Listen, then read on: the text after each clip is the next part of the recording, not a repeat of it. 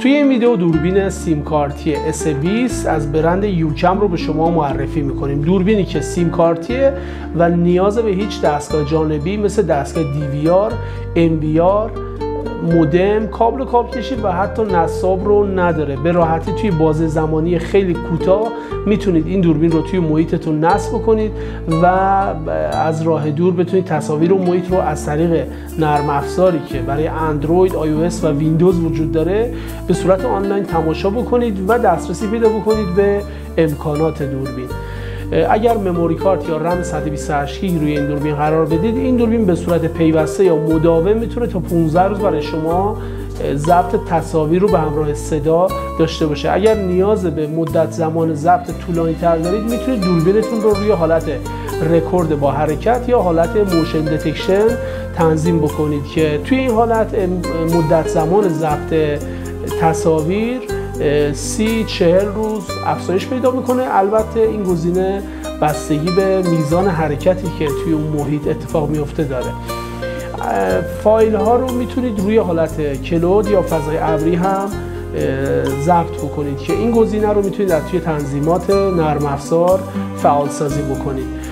از جمله امکانات و ویژگی هایی که این دوربین داره اینه که امکان چرخش رو به شما میده. شما یه اپلیکیشنی روی موبایلتون نصب میکنید و یک سری امکانات به شما میده که از جمله این امکانات حالت چرخش این دوربینه. از راه دور میتونید دوربینتون رو بچرخونید که این ویژگی جایی به کمک ما میاد که ما میخوایم چند تا دوربین توی محیط نصب نکنیم و با یه دوربین هم هزینه‌مون بیاد پایین، هم بتونیم از محیط تصویر بیشتری رو داشته باشید. توی حالت چرخشی به کمک ما میاد که میتونید توی تنظیمات نرم افزار ساعت هم برای این گزینه یعنی حالت چرخش تنظیم بکنید.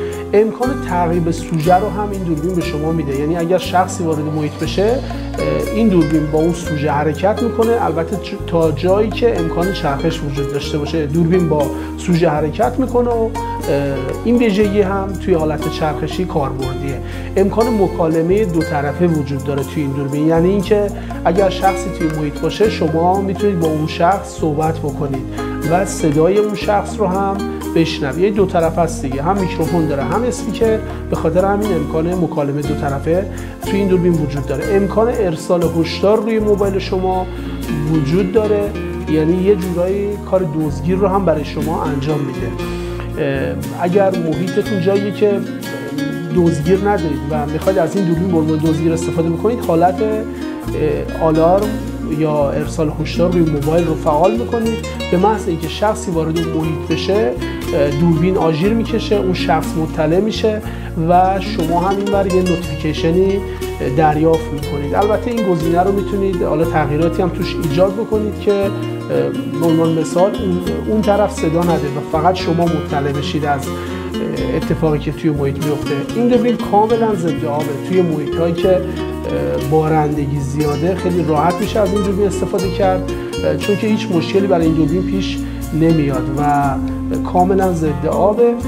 البته دید در شب هم داره که توی تاریکی مطلق با روشن شدن پروژکتورها میتونه عین روز یه تصویر کاملا رنگی به شما ارائه بده و البته امکان اینکه بتونه تصویر سیاه و سفید هم ارائه بده وجود داره، یعنی بدون روشن شدن اون پروژکتورها تصویر سیاه و سفید میده، اگر چراغ‌ها روشن بشه تصویر رنگی به شما ارائه میده.